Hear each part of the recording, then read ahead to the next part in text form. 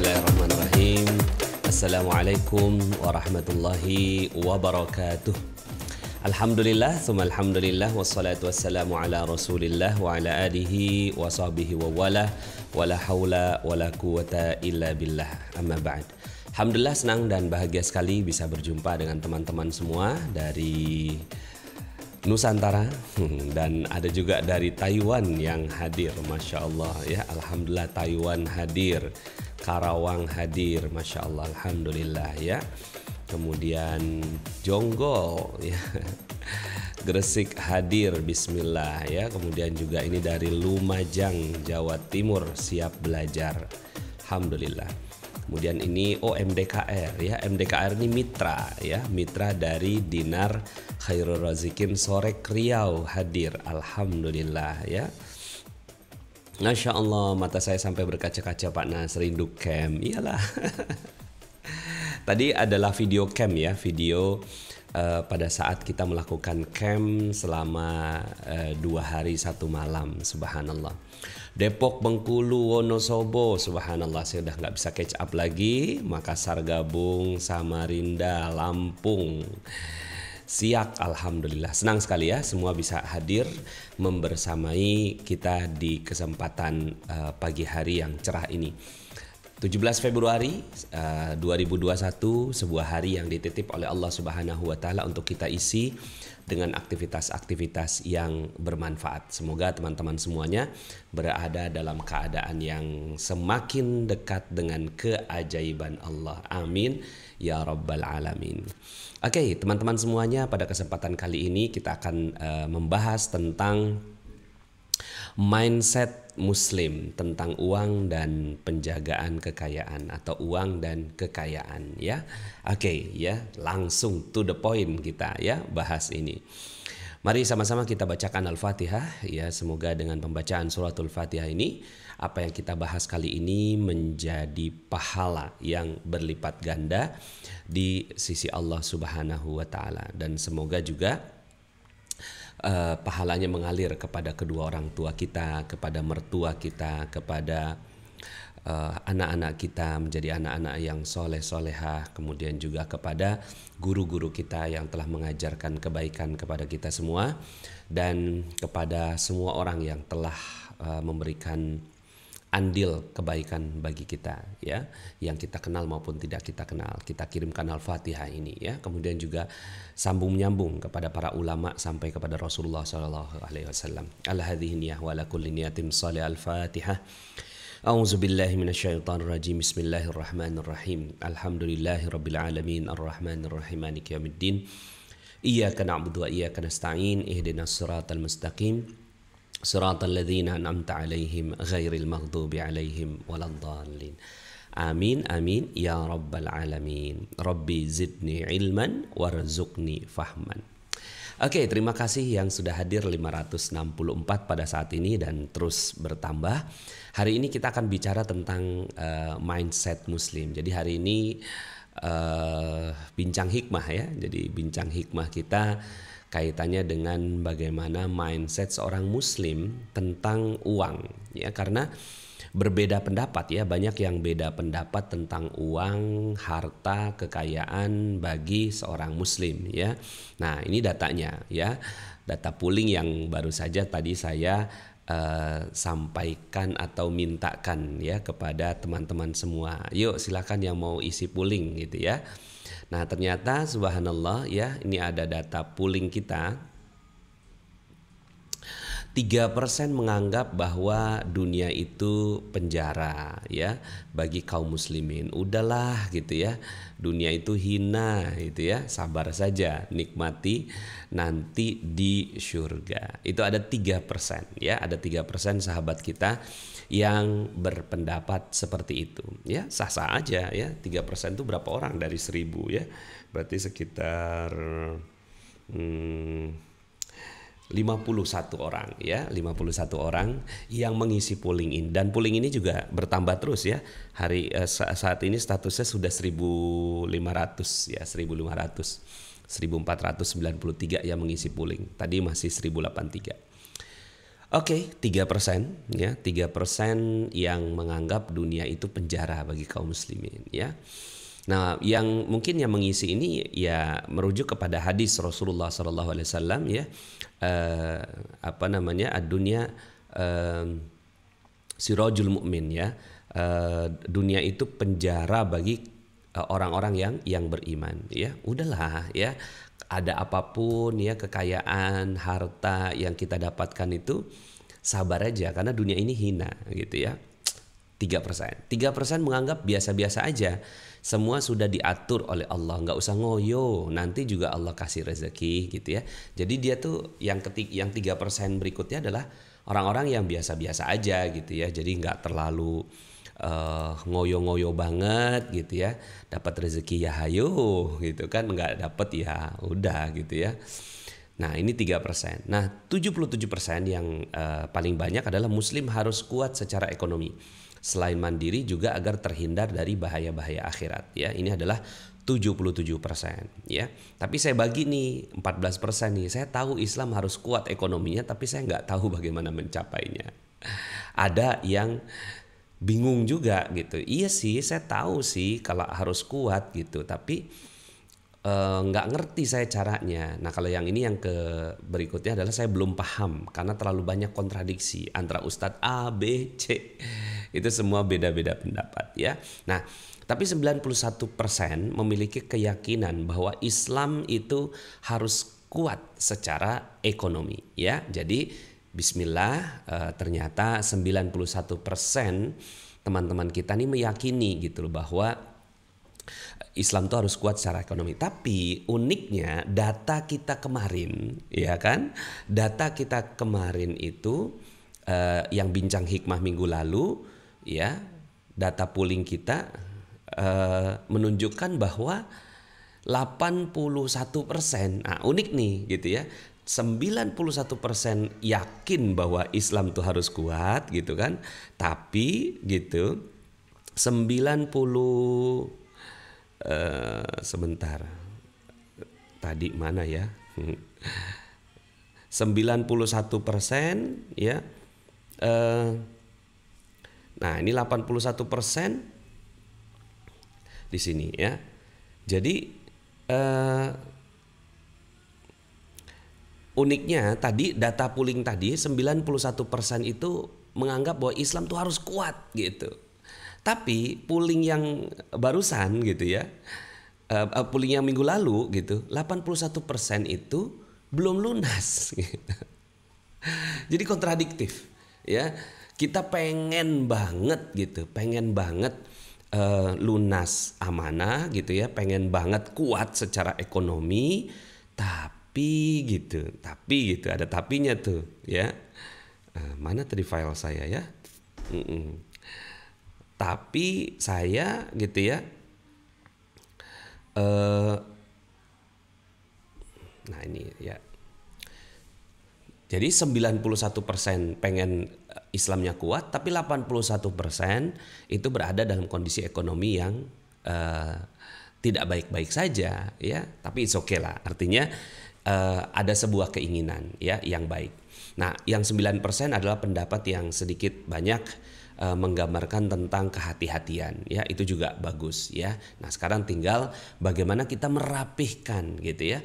Ada gap yang sangat besar antara keinginan dan realita ya. Keinginannya Islam kuat, realitanya gitu ya, ternyata kita berada dalam kondisi yang tidak baik-baik saja. Nah makanya materi ini penting gitu ya. Sumber dari segalanya itu adalah karena mindset kita yang nggak tepat terhadap uang dan kekayaan. Yuk kita bahas ya. Oke, nah polling tadi itu juga sesuai dengan data ekonomi umat ya. Data ekonomi umat ya, bahwa kekayaan Umar bin Khattab radhiyallahu anhu itu sampai mewariskan 70.000 properti gitu kan. Cash flow per bulannya itu sekian-sekian. Jadi lebih kurangnya pendapatannya Umar bin Khattab itu adalah 233 miliar per bulan. Beda tipis sama kita ya kan. Kalau Umar kan 233 miliar gitu kan. Nah kalau di kita 2.330.000 beda nol aja ya. Kekayaan Utsman bin Affan, simpanan uang 151.000 dinar, itu berarti lebih kurangnya 600 miliar. Mewariskan properti sepanjang wilayah Haris dan Khaybar beberapa sumur senilai 200.000 dinar, ya 800 miliar. Luar biasa. Jadi ternyata data ekonomi kita itu menunjukkan bahwa kita ini sangat kaya gitu kan, kaum yang kaya gitu ya. Kemudian Zubair bin Awam 50.000 dinar, 1.000 ekor kuda perang, 1.000 orang budak gitu kan. Artinya kan sangat-sangat makmur gitu ya, kekayaannya luar biasa. Kekayaan Amr bin As 300.000 dinar, kekayaan Abdurrahman bin Auf melebihi seluruh kekayaan sahabat. Nah, kalau dilihat dari data-data ekonomi ini gitu ya, poolingnya juga kita pengen umat Islam itu kuat gitu ya, 91%. Kemudian ada persoalan dari sisi amanah yang kemarin kita bahas, lunas amanah menggunakan emas gitu ya. Nah, berarti itu tadi ya, ada gap antara keinginan kita ya dan realita.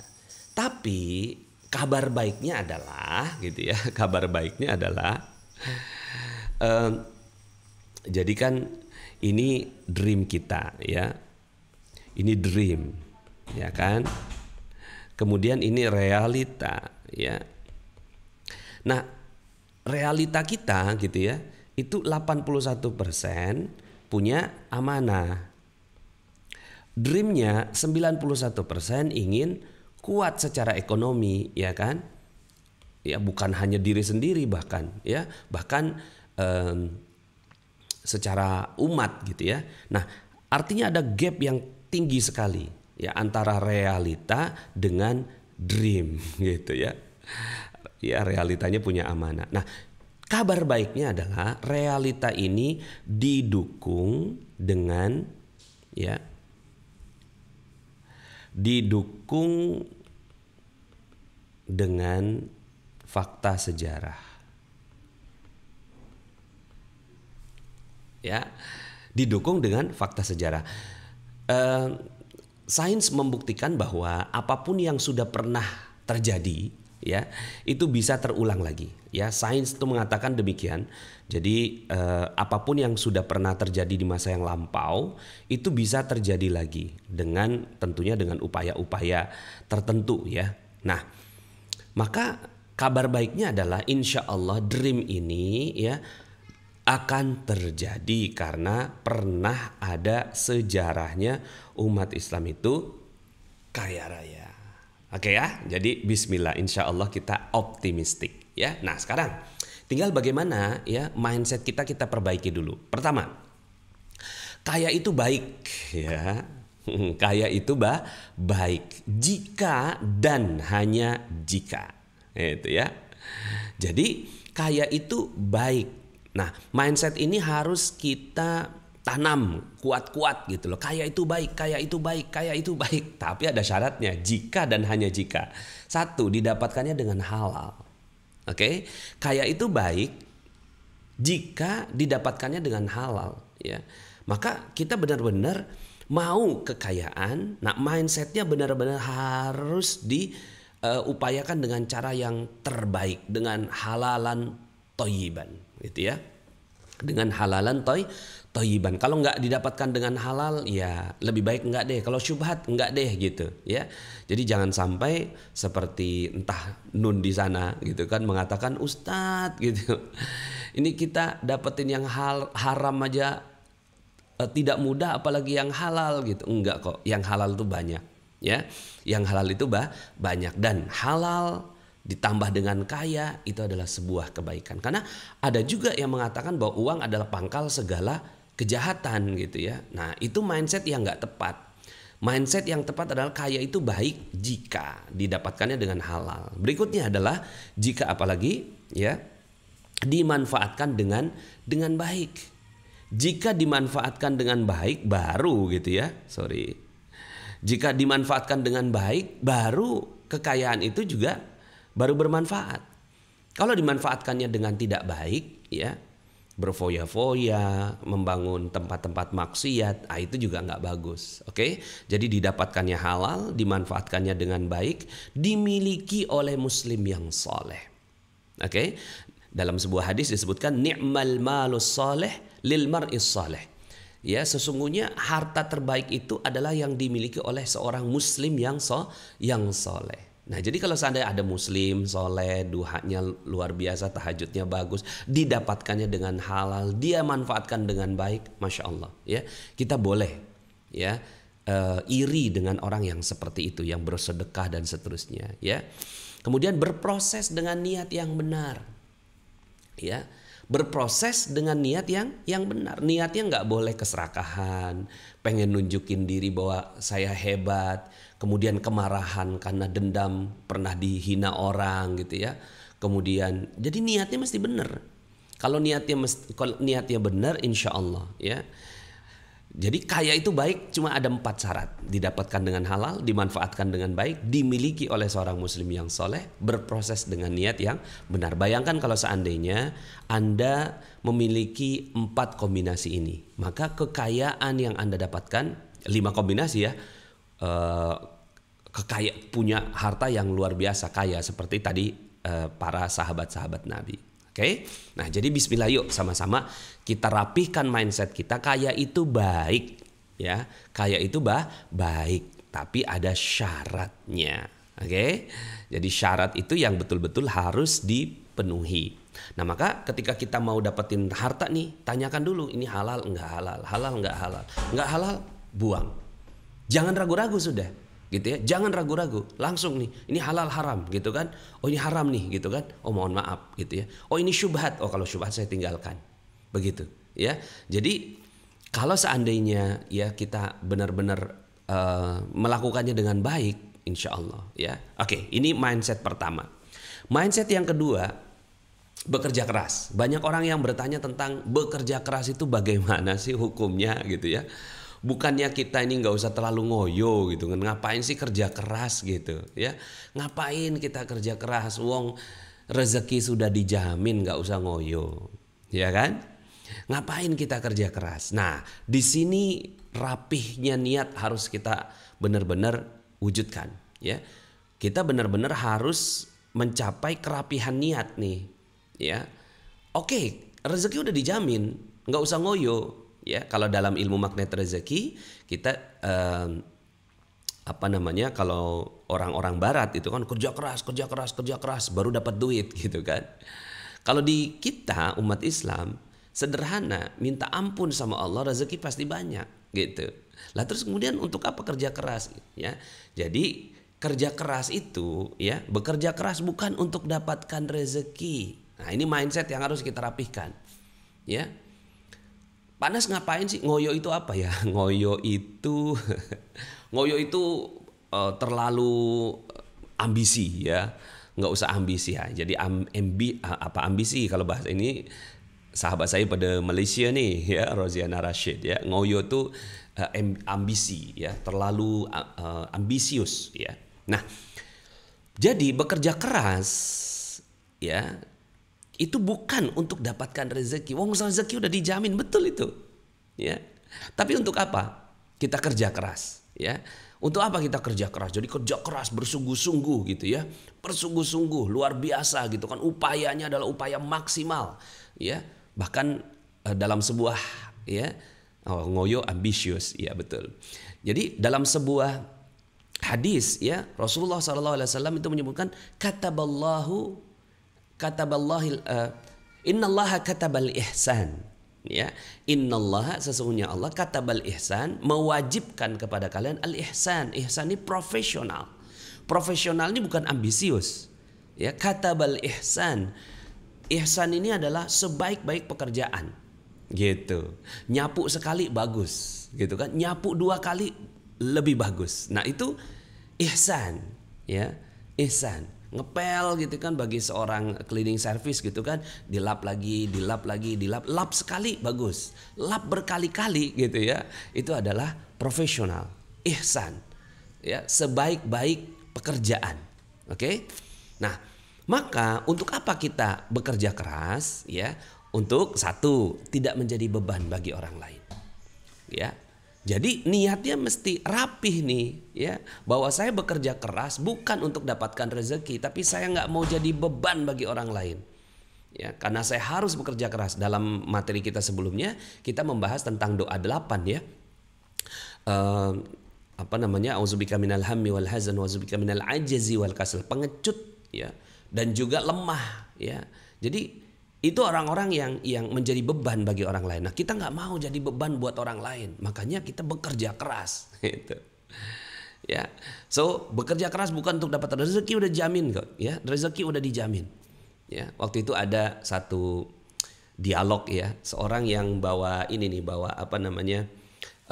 lemari gitu ya, bawa lemari kemana-mana gitu ya. Nah, lemari itu untuk dijual gitu. Ada orang yang heran gitu, ya, kenapa bapak ya kok bawa lemari ini gitu ya? Apa memang ada yang beli gitu ya?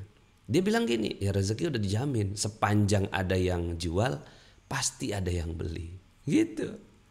Subhanallah, keyakinannya luar biasa. Nah, kerja keras bukan untuk dapatkan rezeki, tapi untuk tidak menjadi beban bagi orang lain. Yang berikutnya adalah untuk dihapus dosa. Jadi kerja keras kita, ya, kerja keras dalam upaya-upaya kita. Misalnya kayak sekarang ini ada mitra-mitra Dinar Khairul Razikin gitu ya. Dia kerja keras gitu kan, memperkenalkan emas berukir dinar gitu kan ke masyarakat, ya. Bekerja keras di tempat-tempat kita bukan untuk dapatkan rezeki. Karena rezeki udah dijamin, beneran rezeki udah dijamin.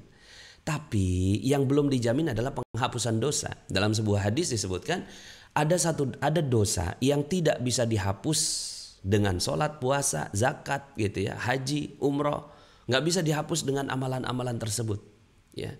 Namun hanya bisa dihapus dengan berpayah-payah mencari nafkah. Itu ada sebuah hadis ya. Mohon maaf ya, saya nggak ingat mau masukin ke sini.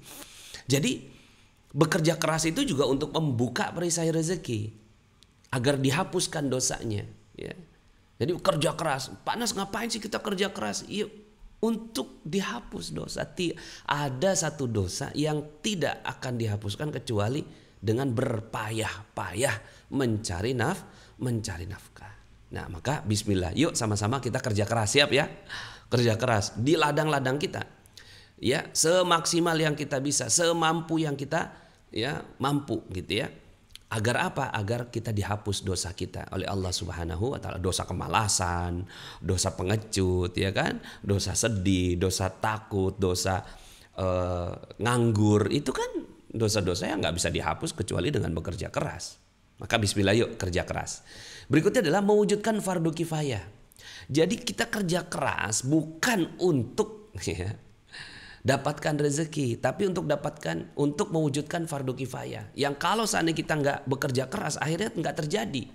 Sekolah, ya, sekolah ini kan harusnya kan gratis buat semua orang gitu kan. Cuma sekarang ini kan ada proses pembayaran gitu ya. Ya, oke lah, sekarang ini masih dalam proses seperti itu, tapi kita wujudkan nih fardu kifayah, sekolah itu harus gratis buat semua orang. Rumah sehat, ya. Bukan rumah sakit ya, rumah sehat. Rumah sehat juga harusnya gratis. Ya, fardu kifayah itu kita wujudkan rumah sehat bagi semua orang gitu ya. Rumah ibadah ya. Ya, kalau rumah ibadah alhamdulillah sampai sekarang alhamdulillah masih gratis ya kan. Tapi sistem yang ada di rumah ibadah itu kan adanya sedekah, itu luar biasa. Dan memang harusnya sekolah begitu juga, rumah sehat begitu juga ya. Kemudian menyiapkan produk-produk bagi kaum muslimin, itu juga bagian dari ya fardu kifayah ya.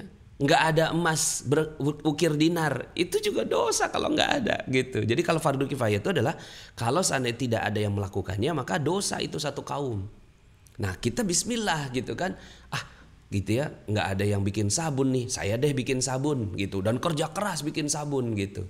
Kalau rezeki udah dijamin sama Allah gitu ya. Kok nggak ada yang bikin pakaian gitu kan? Kalau seandainya nggak ada yang bikin pakaian gitu, nanti nggak ada yang tertutup auratnya gitu, maka saya buat ya seperti itu ya. Nggak ada yang bikin jilbab nih gitu kan? Kayaknya kok jilbab yang instan tuh bagus gitu, karena ibu-ibu tuh kadang-kadang gitu kan mau keluar rumah gitu kan, dia harus segera pakai jilbabnya gitu. Nah, akhirnya muncullah Robbani gitu. Robbani itu mewujudkan fardu kifayah, mewujudkan produk bagi kaum muslimin. Dan nggak boleh sebenarnya, hukumnya nih nggak boleh kita beli menggantungkan hidup kita pada produk orang lain. Nggak boleh sebenarnya. Ya, kita harus mampu mandiri. Ya, beras harusnya kita produksi sendiri, kedelai harus kita produksi sendiri, gitu kan. Kemudian juga telur harus kita produksi sendiri, ayam harus kita produksi sendiri, gitu ya. Daging harus kita produksi sendiri. Nggak boleh kita menggantungkan kepada orang lain. Ya, nah kan harusnya ada komunitas menciptakan itu. Nah maka kita kerja keras. Ya kan menjadikan kayak kambing itu susunya enak gitu kan. Susunya itu bisa terus mengalir, itu ada ilmunya juga. Maka di situ kita kerja keras. Oke? Nah jadi bismillah, kerja keras bukan untuk dapat rezeki tapi untuk mewujudkan fardu kifayah. Ya, supaya kita nggak punya pada dosa lagi gitu ya. Kemudian berikutnya adalah mendesak maksiat ke pojok hina dunia. Itu kerja keras kita. Sekarang ini gitu kan, maksiat itu seperti mendapat panggung gitu. Maksiat itu seperti mendapatkan panggung. Kenapa? Karena kitanya nggak punya duit. Yang punya duit adalah orang-orang yang seperti itu. Ya, nah maka yuk kita kerja keras untuk mendesak maksiat ke pojok hina dunia, sehingga akhirnya maksiat itu nggak bisa dihilangkan sama sekali karena kita masih hidup bercampur dengan ahli surga dan ahli neraka kan masih bercampur gitu. Tapi kita bisa mendesak loh ke arah yang sampai dia tuh nggak berani menunjukkan diri gitu, malu gitu, sangat malu kalau dia melakukan maksiat. Lah kalau sekarang kan orang maksiat ini berlomba-lomba. Nah jadi harus malu gitu orang bermaksiat. Kenapa? Karena orang-orang yang solehnya kaya gitu. Orang-orang yang solehnya itu orang-orang yang berdaya gitu. Sehingga akhirnya orang yang maksiat itu malu karena mereka adalah orang-orang yang hina. Siap ya? Bismillah, insya Allah. Pada saat itu ada orang Yahudi datang ke seorang ulama. Katanya dunia penjara bagi orang Muslim gitu kan. Tapi kenyataannya kami sekarang yang seperti ini gitu. Nah ada masa di mana orang-orang Yahudi itu hina. Ada masanya di mana orang-orang Yahudi itu hina. Ya, Yahudi yang bukan Yahudi yang dia mau mengenal Islam ya. Tapi Yahudi yang memusuhi Islam. Ada masanya. Ya, dan pada saat itu ya akhirnya jadi dakwah. Kata ulama itu ya waktu itu lagi lagi menunggangi kuda gitu kan. Yahudi itu ada di bawah sambil meminta-minta. Kemudian kata ulama itu, seandainya ya penjara kami saja sudah seperti ini gitu. Bagaimana kira-kira kebebasan kami di akhirat gitu. Jadi dakwah gitu. Jadi kerja keras itu loh bagian dari dakwah. Gitu. Kita harus menunjukkan bahwa kita ini kuat gitu. Gitu ya. Jadi rezeki udah dijamin beneran ya. Tapi kita harus kerja keras mewujudkan kebaikan demi kebaikan. Oke? Berikutnya lagi, kerja keras itu untuk apa? Untuk menghias akhlak. Untuk menghias akhlak. Ya. Betapa banyaknya orang-orang yang kaya dengan cara yang baik. Itu akhlaknya luar biasa. Benar akhlak luar biasa. Ini salah satu juga tadi ya, ada dosa yang tidak bisa dihapuskan kecuali dengan bekerja keras dan berpayah-payah mencari rezeki. Kenapa? Karena orang yang seperti itu kalau udah kaya, itu akhlaknya bagus banget. Bagus banget, akhlaknya bagus banget. Ya, makanya kalau kita mau tahu orang nih, ya, kita urusannya uang. Kalau kita belum urusan uang sama dia, kita belum tahu akhlaknya dia. Kita baru tahu akhlaknya seseorang kalau kita udah urusan duit gitu. Nah, urusan duit yang udah selesai, ada orang-orang yang akhlaknya udah beres gitu dalam urusan duit. Orang yang udah gak punya amanah lagi, orang yang sudah sukses, orang yang kaya raya tapi dekat sama Allah, itu akhlaknya yang luar biasa. Maka yuk sama-sama kita kerja keras untuk menghias akhlak ini. Dan kita gak akan pernah tahu gitu loh, akhlak syukur tuh kayak apa tuh. Kita belum tahu kalau kita belum punya ya kekayaan. Ya, kita belum, ya misalnya nih ente punya harta 20 miliar gitu. Ya, rumah udah beres. Kendaraan Ferrari gitu ya. Terus kemudian ya sumbangan ke masjid yang terbanyak gitu. Ya. Banking sistemnya luar biasa ya, kayak yang punya Al-Rajhi di Saudi. Itu akhlaknya Masya Allah, akhlaknya baik banget. Nah, kita nggak akan pernah tahu akhlaknya orang yang bersyukur. Kan kita selama ini kan akhlaknya orang sabar doang. Akhlaknya orang sabar gitu kan. Akhlaknya orang sabar. Nah, yuk kita naikin level untuk masuk ke akhlaknya orang syukur. Gitu ya. Bismillah, insya Allah. Oke, nah berikutnya.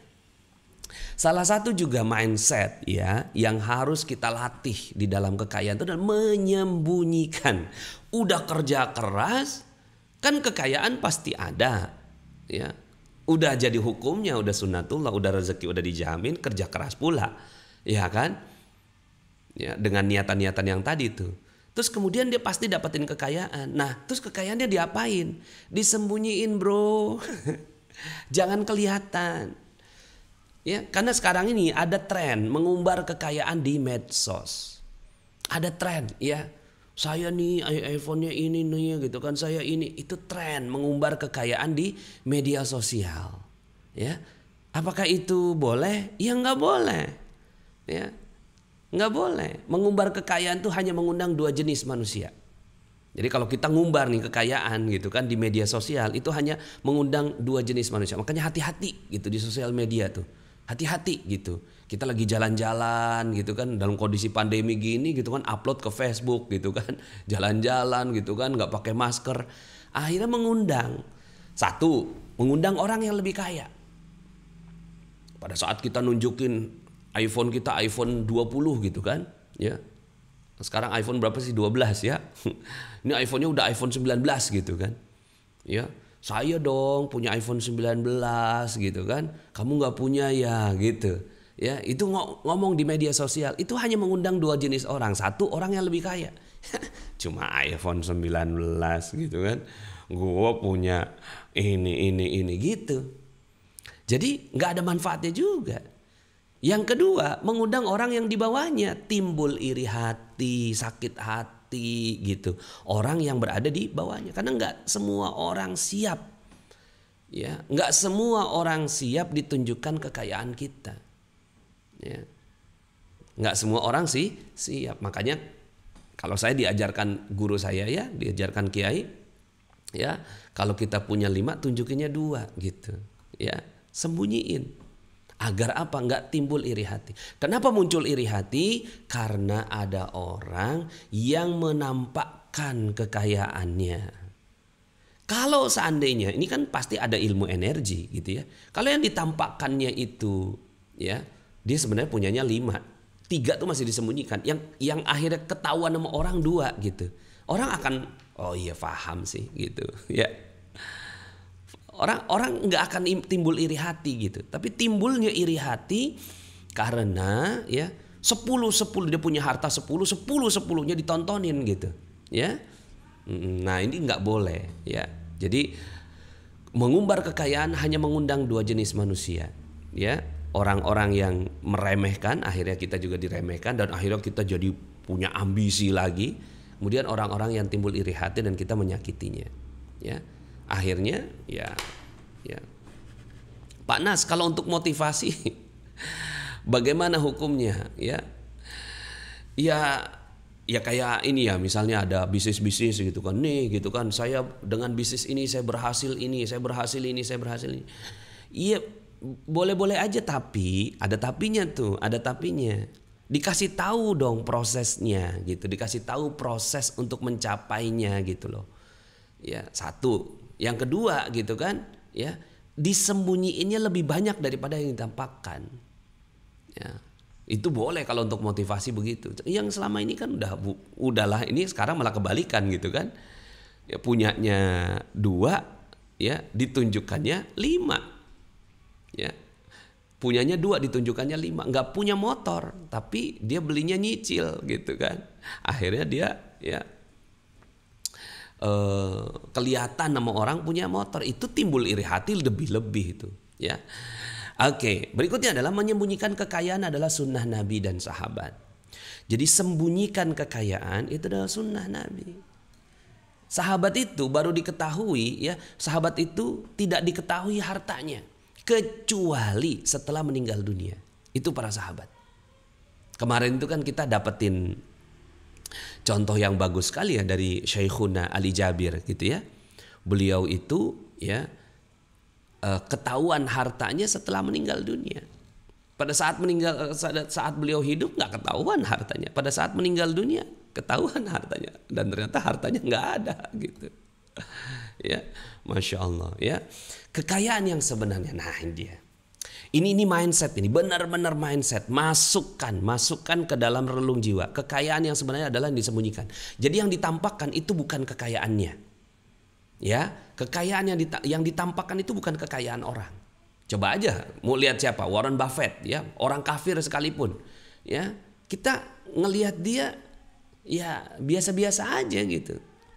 Baru ketahuan gitu kan kalau udah ada Forbes gitu kan, majalah Forbes gitu kan mengumumkan kekayaannya gitu ya, dan seterusnya. Nah, dampaknya apa dengan mindset ini? Dampaknya berlomba untuk hidup sederhana. Ya, berlomba untuk hidup sederhana. Tampilnya sederhana gitu. Berlomba untuk tampil hidup sederhana. Karena kekayaan yang sebenarnya itu ente nggak tahu gitu. Kekayaan yang sebenarnya itu ada di brankas gitu, ditanam gitu, orang nggak tahu gitu ya. Bismillah ya. Jadi dan ini mindset ini, kekayaan yang sebenarnya adalah yang disembunyikan. Itu mindsetnya semua orang kaya dunia. Tanyakan deh semua orang kaya dunia ya. Ente belajar sama siapapun gitu kan, kekayaan sebenarnya dia adalah apa yang dia sembunyikan, bukan apa yang ditampakkan. Jadi kalau ada yang masih menampakkan harta ya, masih menampakkan harta, ya berarti hartanya segitu-gitunya gitu. Tapi kalau seandainya Anda nih tahu nih, dia kayaknya nih hartanya nggak segini-gininya nih gitu kan, pasti ada yang disembunyikan gitu ya. Nah, maka yang paling bagus adalah yang disembunyikan. Siap ya? Bismillah, insya Allah menyembunyikan kekayaan. Nah, mindset berikut yang harus kita lakukan adalah mewarisi kekayaan. Ya, selama ini kan kita nggak pernah punya mindset nih warisan gitu. Saya mau warisi sesuatu buat anak-anak saya. Punya nggak keinginan seperti itu? Pasti punya. Tapi realitanya bagaimana? Jangankan warisan, Pak Nas, untuk makan aja kita ya. Sekarang kita mikirin gimana bisa makan. Nah, ini kan berarti kan persoalan loh, persoalan. Ya, karena kita nggak pernah mikirin tentang bagaimana mewarisi kekayaan kita. Nah, yuk setelah ini kita punya mindset dan punya dream gitu, punya dream. Ya, meninggalkan generasi yang kuat secara ekonomi adalah kewajiban agama. Ini mindset. Oke? Meninggalkan generasi yang kuat secara ekonomi adalah kewajiban agama. Ya. Meninggalkan generasi yang kuat secara ekonomi. Ya. Dalilnya dalam surat An-Nisa ayat 9. Surat An-Nisa ayat 9. A'udzubillahi minasyaitonirrajim. Wal yakhshal ladzina law taraku min khalfihim dzurriyyatan dhi'afan khafu 'alaihim falyattaqullaha wal yaqulu qawlan sadida. Dan hendaklah takut kepada Allah orang-orang yang ya takut ya Allah, jangan sampai generasi saya lemah ya Allah. Ya, kepada Allah orang-orang yang seandainya meninggalkan di belakang mereka anak-anak yang lemah. Nggak boleh. Haram hukumnya meninggalkan anak yang lemah. Kenapa? Kalau meninggalkan anak yang lemah nanti mereka bisa ya kadal faqru ayyakuna kufran. Bisa ya menanggalkan agamanya. Yang mereka khawatir terhadap kesejahteraan mereka. Oleh sebab itu hendaklah mereka bertakwa kepada Allah, maka menjadikan ya mewarisi itu, warisan adalah bagian dari ketakwaan. Oke? Jadi mewarisi hal yang bagus ya, itu adalah sebuah bagian dari ketakwaan. Sip ya, bismillah. Meninggalkan generasi yang kuat secara ekonomi adalah kewajiban agama. Mengajarkan anak-anak tentang ilmu uang dan kekayaan. Kasih ilmu tentang uang dan kekayaan. Kita harus benar-benar gitu loh, ngasih mereka pemahaman yang baik tentang uang dan kekayaan. Beri latihan dan tanggung jawab. Jadi kalau uang tuh ya, uang buat anak nih, itu kasih uang harian atau bulanan ya. Bagusnya kasih bulanan nih, bulanan ya kamu ngolah gitu. Nanti kelihatan tuh anak pertama, kedua, ketiga yang mana yang mampu mengolah uang gitu. Kelihatan. Yang satu ditabung, yang satu nggak nabung gitu. Ya. Seperti itu. Beri latihan dan tanggung jawab. Nah, yang nggak nabung kasih ilmu lagi. Nah, kamu harus gitu kan? Ya, harus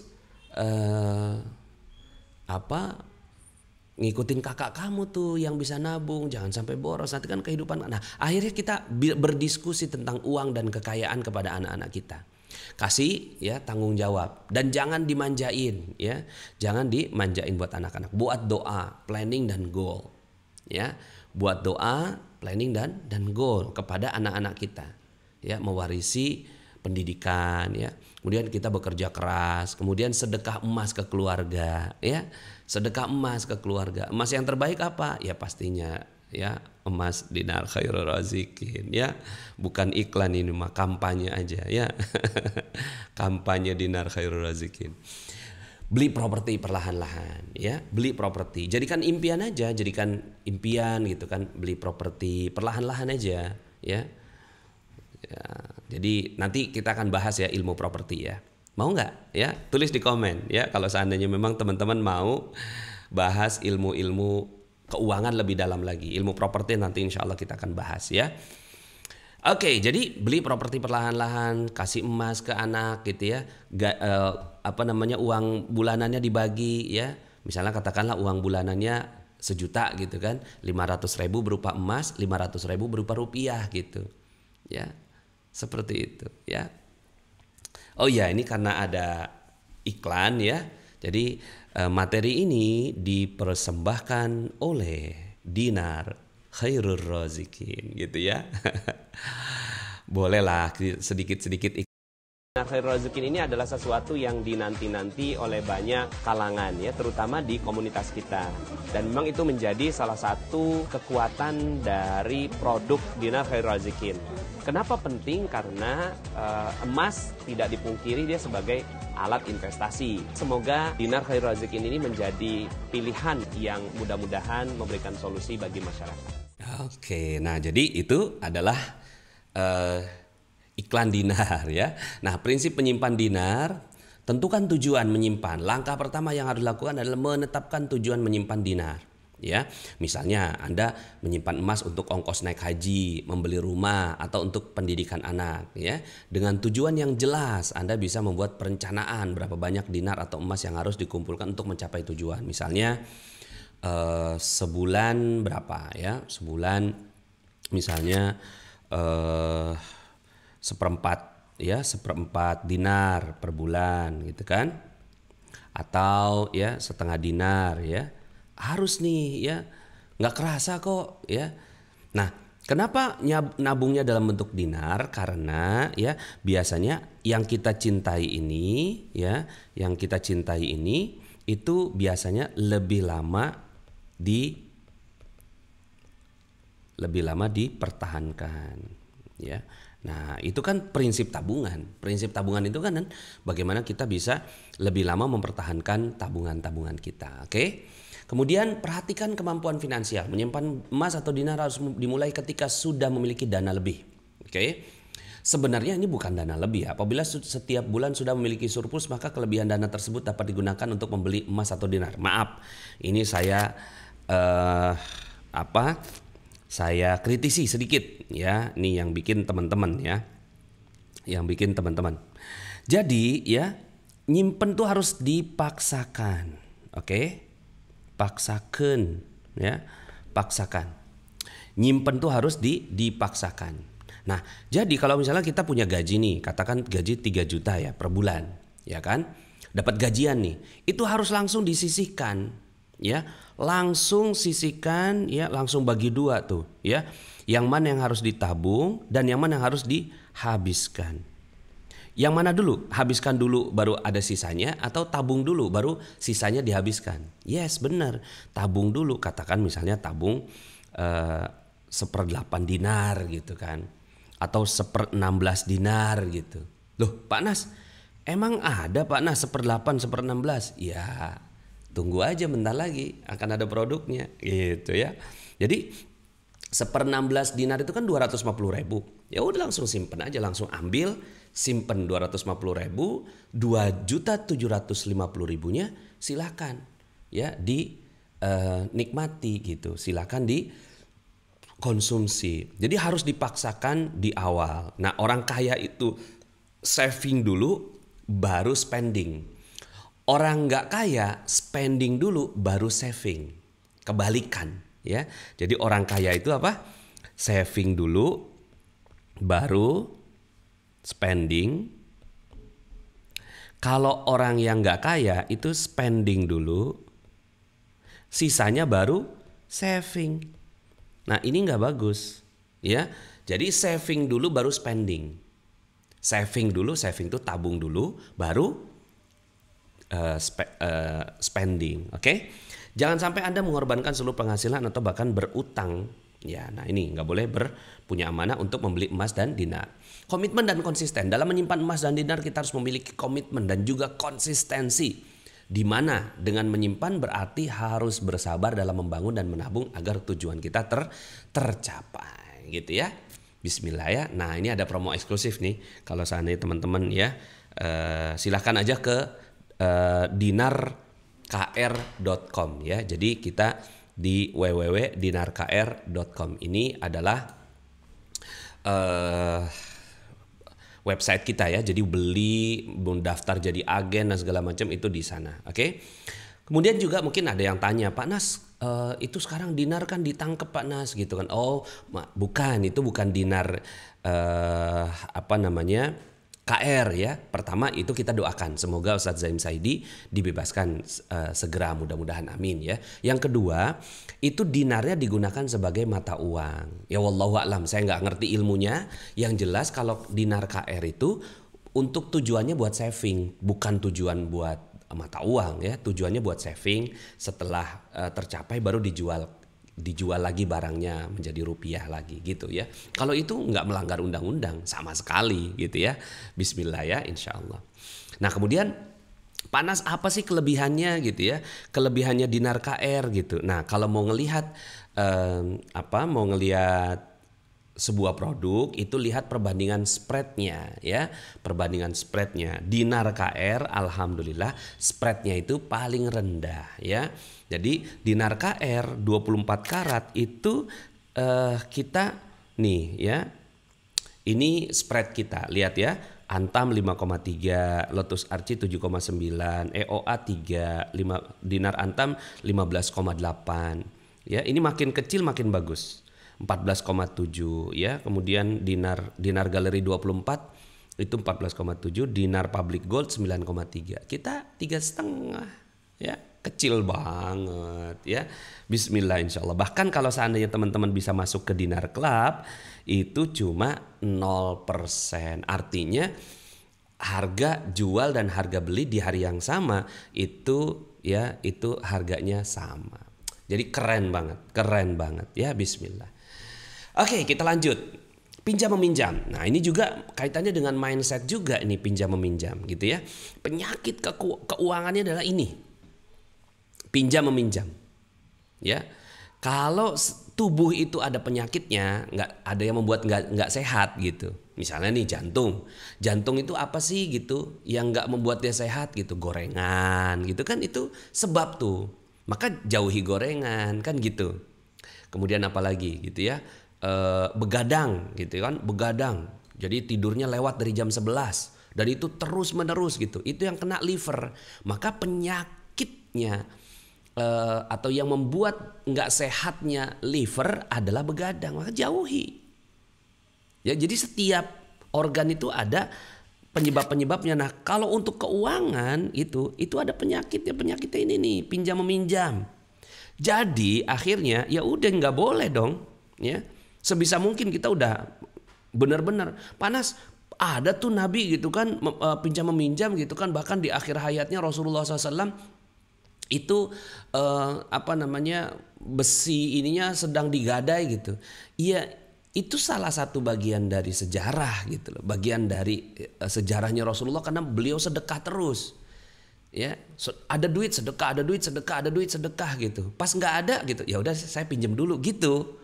Lah kalau kita gitu kan, nah kan kalau Nabi itu kan polanya sedekah banyak gitu kan, sampai nggak punya duit.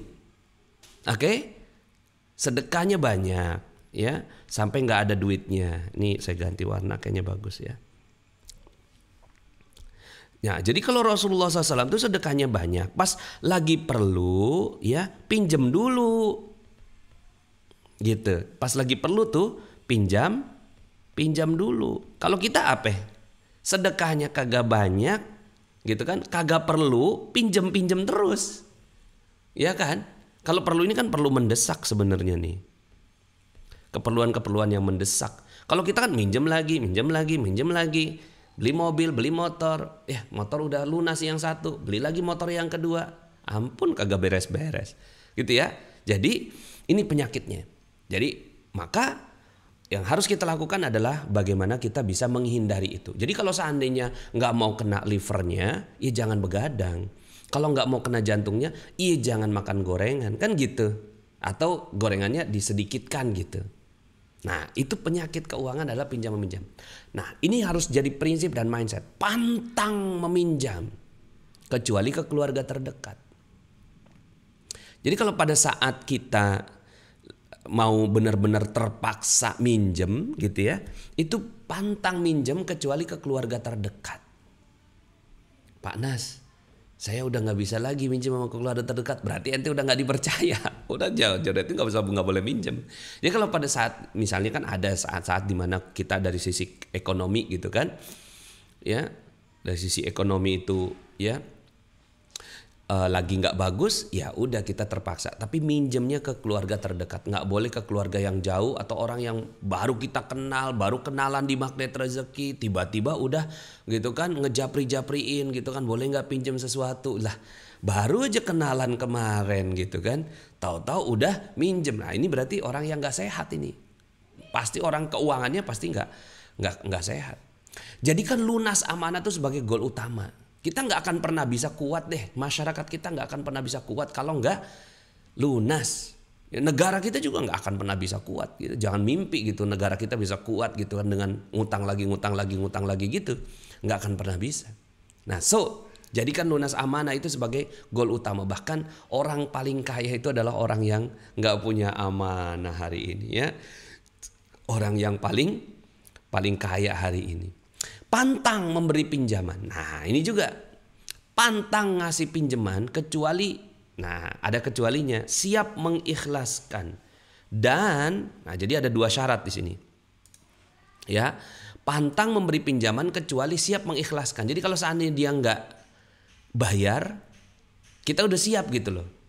Jadi pada saat kita minjemin nih, ya udah nanti kalau dia nggak bayar ya udah gitu. Ya udah siap mengikhlaskan.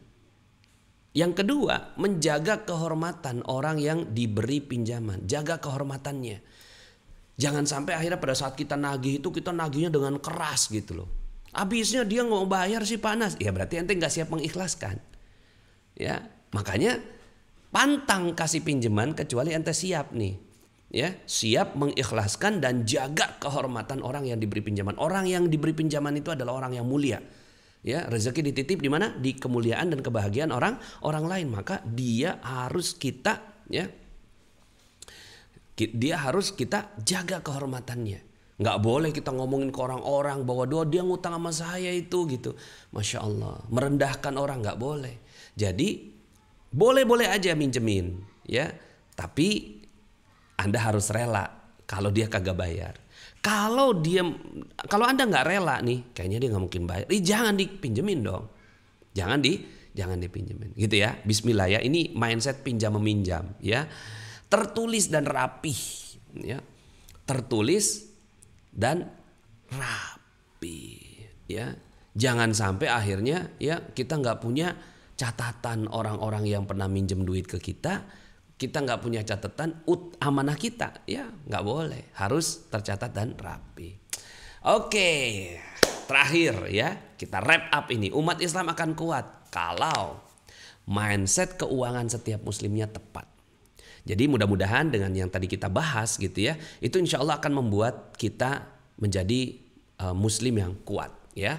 Berjuang mandiri secara ekonomi adalah batu bata bagi kekuatan Islam. Jadi Anda berjuang nih masing-masing secara ekonomi gitu ya, lunas amanahnya gitu kan, berjuang untuk dibayar dan seterusnya.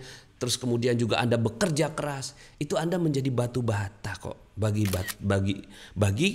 ekonomi atau bagi kekuatan Islam. Anda menjadi batu bata. Oh, batu bata maksudnya. Jadi Islam itu kan bangunan ya kan. Terus kemudian ada batu batanya gitu kan. Nah, mau dong kita menjadi batu batanya salah satu aja gitu kan. Kita menjadi batu bata bagi kebangkitan Islam ya kan. Menjadi batu bata bagi kebangkitan Islam. Masya Allah ya. Kita ngambil porsi satu aja gitu. Ya Allah, jadikan aku salah satu di antara ya batu bata ya. Nah, maka kalau seandainya satu batu ini ya saya pindah ini jadi merah gitu kan. Merah itu berarti persoalan. Satu bata ini persoalan, berarti kan Islamnya jadi nggak bagus kan. Nah bayangkan yang bermasalah ini, yang punya persoalan ini 81%. Jadi batu bata Islam itu 81% punya persoalan. Sehingga akhirnya Islamnya nggak kuat gitu loh ya. Maka yuk bismillah yuk sama-sama kita perkuat Islam ya. Jadi berjuang mandiri secara ekonomi masing-masing itu adalah bagian dari Anda dapat pahala ya. Berikutnya, beli produk saudara muslim adalah amal soleh yang mulia ya.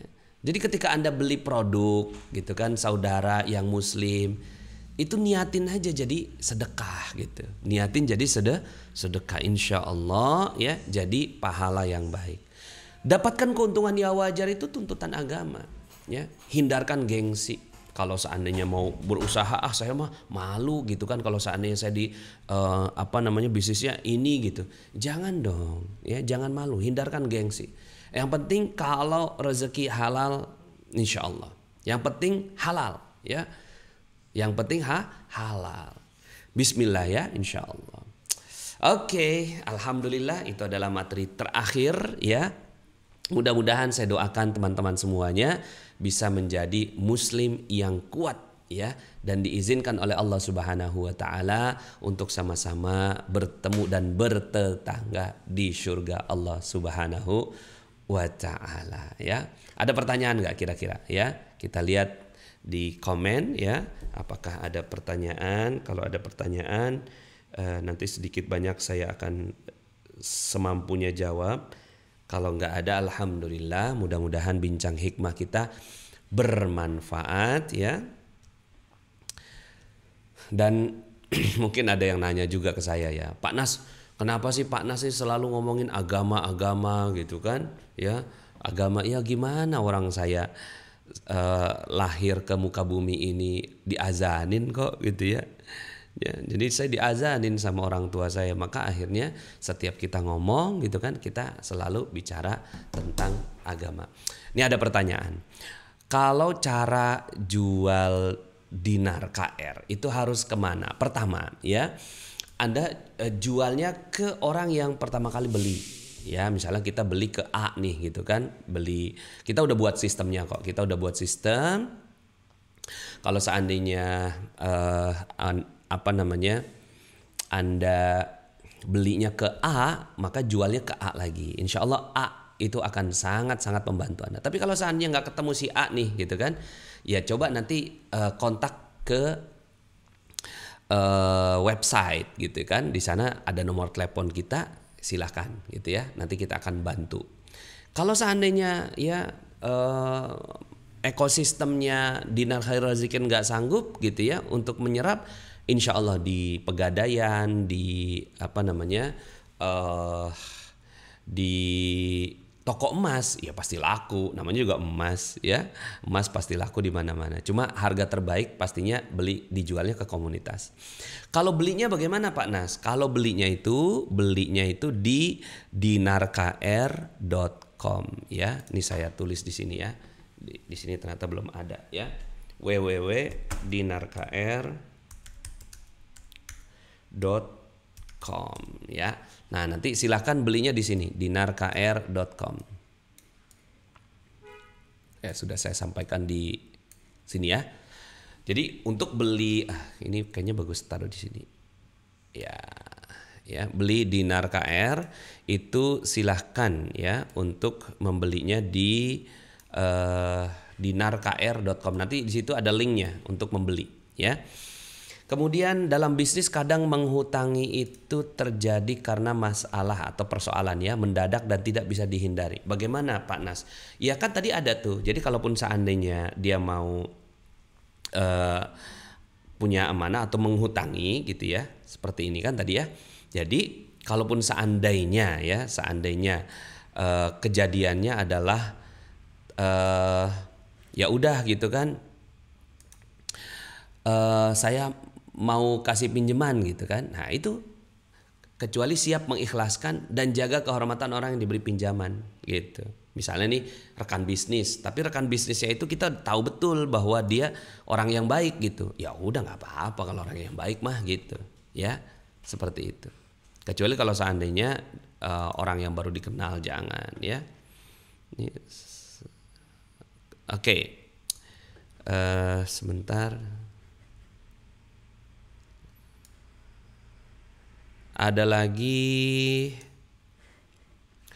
Ustadz bagaimana cara mengelola hati? Wah ini ilmu hati ini ya.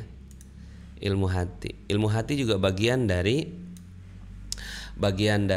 yang kita bahas di Magnet Rezeki. Ya silakan Anda ke Telegram ya. Telegram kita di t.me ya. Ini saya apa namanya? t.me audio Magnet Rezeki. Insya Allah di sini ada ilmu-ilmu tentang bagaimana mengelola hati. t.me audio Magnet Rezeki. Oke?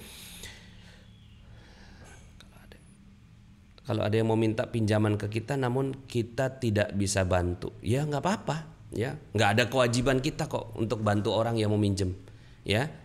Tapi kalau kita misalnya nih ada yang mau minjem 1 juta gitu kan, aduh kok saya nggak bisa, mohon maaf ya kalau 1 juta, tapi kalau saya kasih 100.000 gitu, saya kasih ya 100.000 gitu, mohon maaf saya nggak bisa minjemin kalau 1 juta, boleh ya. Pak Nas nggak beli Dinar KR dengan Mas Antam, bisa nggak beli Dinar KR? Oh nggak bisa.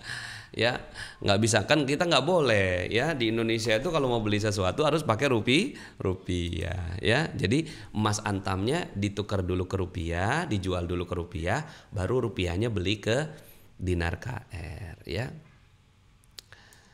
Meninggalkan generasi yang kuat iman apa kuat ekonomi Pak Nas? Ya dua-duanya ya. Mana tadi ya? Dua-duanya dong, kuat iman dan kuat ekonomi. Nah untuk kuat iman udah banyak sekali dalilnya ya, ada dalam surat Al-Baqarah akhir juz 1 itu ya, akhir juz 1 di 138 itu ya, Al-Baqarah ya, tentang Nabi Ibrahim yang ingin meninggalkan generasi yang kuat secara iman. Udah banyak dalil-dalilnya yang kuat secara iman. Nah hari ini kan pembahasan kita adalah kuat secara ekonomi. Mungkin kita baru ngeh gitu kan, kita baru ngeh, iya juga ya kita harus tinggalkan secara ekonomi ya. Ustadz ada menu dinar di bawah 1/4, nantikan. Insya Allah kita mau bikin yang 1/8 sama 1/16 ya insya Allah. Pak Nas bagaimana kalau seandainya udah punya dinar banyak kemudian mau jual kemana? Ke kita insya Allah kita ya. Kita memang siapin 99% ya, jaminan buyback garansi atas izin Allah ya. Pak Nas, saat ini keluarga masih lebih percaya Dinar Antam dibanding KR. Mungkin ini karena ketidaktahuan saya. Maaf saya salah. Apakah Dinar KR dicetak PT Antam ya? Ya, jadi dinarnya, emasnya kita beli ya. Sebagiannya dari emas Antam, LM Antam gitu ya. Kemudian kita cetak di pengrajin. Boleh silakan kalau mau masih pakai dinar Antam gitu kan. Kan ini mah pilihan aja. Nanti tinggal dilihat ini dinar Antam, ini dinar KR gitu kan. Mau beli yang mana? Enggak apa-apa, silakan. Kita juga enggak maksa, ya. Bagaimana Pak Nas menyikapi saudara yang pola hidupnya cenderung royal tapi hobi pinjam ke family-family? Ya ini penyakit ini, mohon maaf ya. Ini persoalannya di sini dan tidak pernah mengembalikan pinjaman-pinjaman tersebut. Ya ini ya hidupnya royal gitu kan, hobi pinjam. Doain sama kasih link video ini. Nanti saya akan upload ke YouTube. Nanti Anda kasih video ini ke dia gitu ya. Mudah-mudahan ya. Kalau punya 30 dinar untuk anak 3 dalam waktu 1 tahun belum dibagikan, ada kewajiban zakat ya? Ya ada ya. Jadi kalau seandainya anak itu masih berada dalam tanggungan kita ya, maka harta semuanya itu kita hitung gitu ya. Itu sebagai bagian dari zakat. Nah zakatnya cuma 2,5% kok ya. Bismillah insyaallah. Pak Nas, amalan apa yang sering Pak Nas amalkan sampai bisa di sini? Maksudnya sampai bisa setaraf ini kali ya. Amalannya amalan biasa, amalan wajib, sholat 5 waktu, sebisa mungkin tepat waktu gitu ya. Sebisa mungkin di masjid, kecuali kalau sekarang kondisi sekarang ini gitu ya. Tapi kalau kondisinya normal ya di masjid. Kemudian berjamaah gitu ya. Kemudian doakan orang ya. Kemudian paket ilmu terumbu karang, kickback ya. Nah, kemudian juga RFF, release, forget and forgive, udah saya bahas semuanya di ilmu magnet rezeki di sini nih ya. Di T.me audio magnet rezeki. Itu amalan-amalan saya semua. Jadi kalau mau ditanya amalannya apa, begitulah. Oke, alhamdulillah, mudah-mudahan Allah Subhanahu wa taala berkahi kita semua ya. Insyaallah. Ya. Oke ini. Pak Nas, bagaimana kalau kita menjual dinar? Apakah hari itu langsung terima uangnya? Karena kami di Maluku. Terima barang, terima uang, udah gitu aja ya. Kita yadan biadin ya. Kalaupun nggak pakai yadan biadin, kita pakainya akad salam. Anda kirim ya ke PDKR terdekat gitu ya, di Maluku juga ada kok. Nanti kemudian setelah itu gitu ya, itu nanti uangnya ditransfer. Bismillah, sederhana ya. Kirimnya pakai ekspedisi, JNE, JNT, Lion Parcel ya, macam-macam itu ya. Bismillah. Baik, alhamdulillah. Terima kasih banyak ya. Semoga Allah Subhanahu wa taala berkahi kita semua insyaallah. Sampai jumpa di Bincang Hikmah pekan depan. Saya Nasrullah undur diri. Billahi taufiq wal hidayah. Wassalamualaikum warahmatullahi wabarakatuh.